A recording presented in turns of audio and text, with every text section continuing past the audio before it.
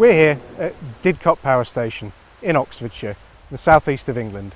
The idea of being here is so that we can show the use of wear protection in a coal-fired power station.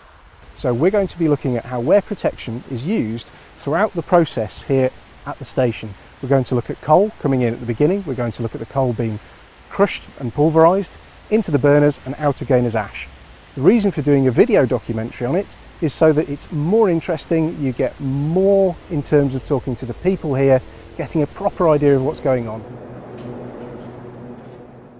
The story of power generation at all coal-fired power stations like this here at Didcot A all starts off with the fuel coming on site. Because Didcot A is a land-based station, all of our deliveries of coal come by train. The first stage of the process is where the coal is dropped off from the trains. It goes from underneath the trains itself, so the bottoms open up. The coal goes down into chutes, and from those chutes the coal goes onto a conveyor where it will end up being taken from outside to inside the building, where it'll then end up being stored for a short time before it's then processed, milled, and then put into the boiler itself so it can then be burned. Our involvement on this part of the plant starts upon receipt of the coal at the coal reception hoppers below. If it was just the coal that was being handled, then it's relatively easy to manage, but because you get foreign particles of metallic materials, of wood, of debris, then ultimately you have to protect to ensure that doesn't cause a problem throughout the rest of the plant.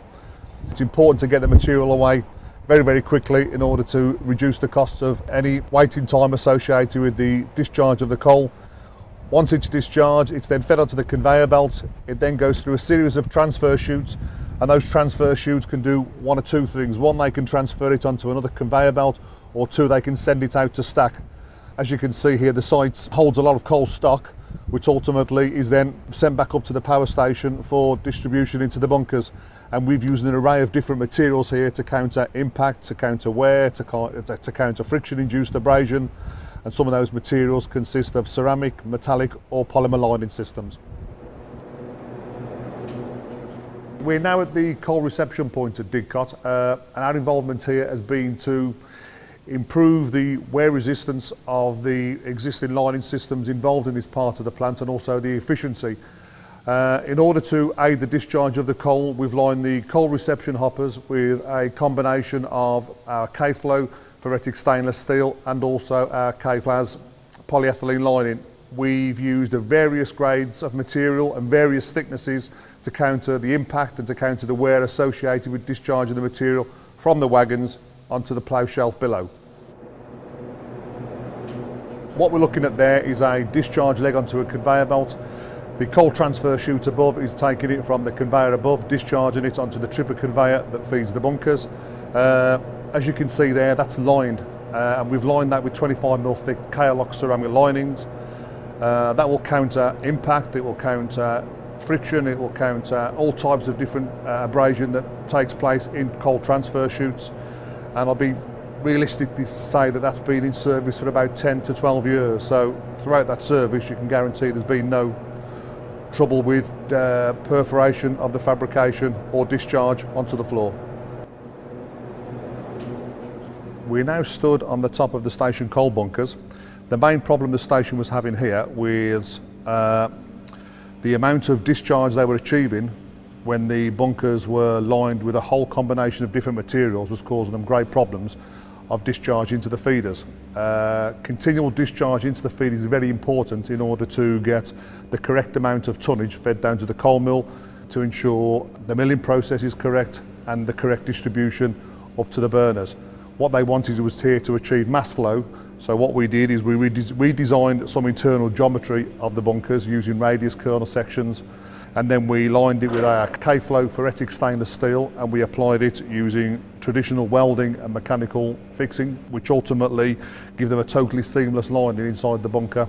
That now gives a degree of wear protection on the basis it's got a true hardness of about 240 Brunel.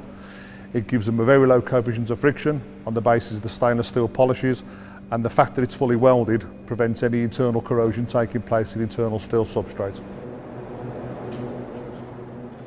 We're currently on the feeder floor where We've got all the coal stored in the bunkers above. As you can see above us, the actual storage area itself.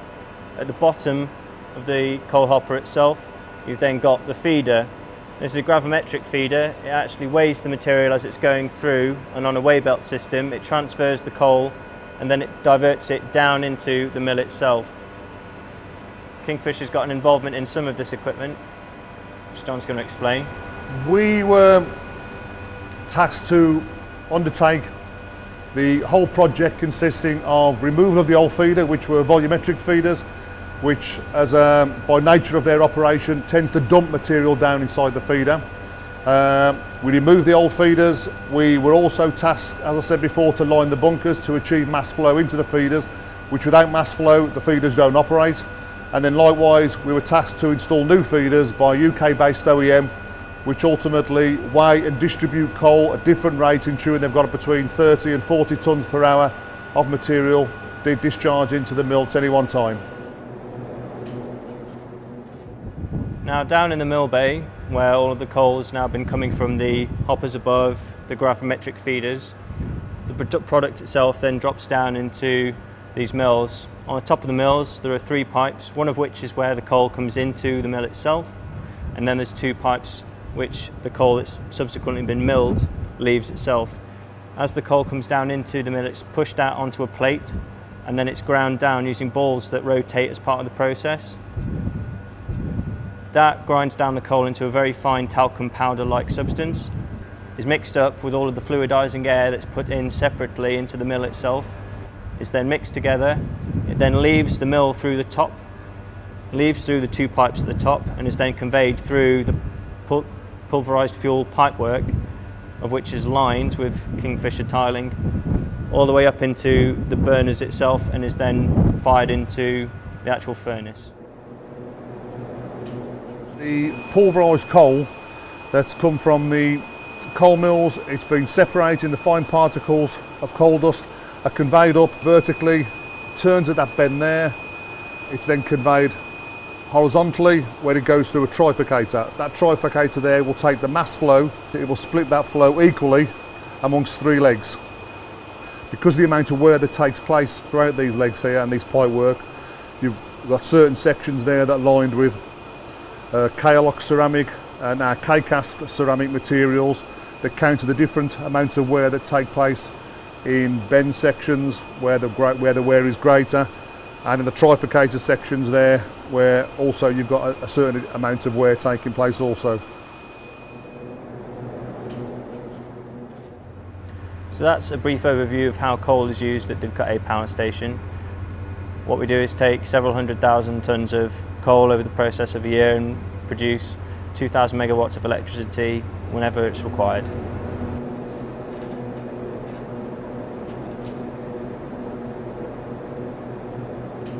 I'd like to thank RWM Power for making this day possible. A big thanks to Luke and his colleagues for giving us access to the plant.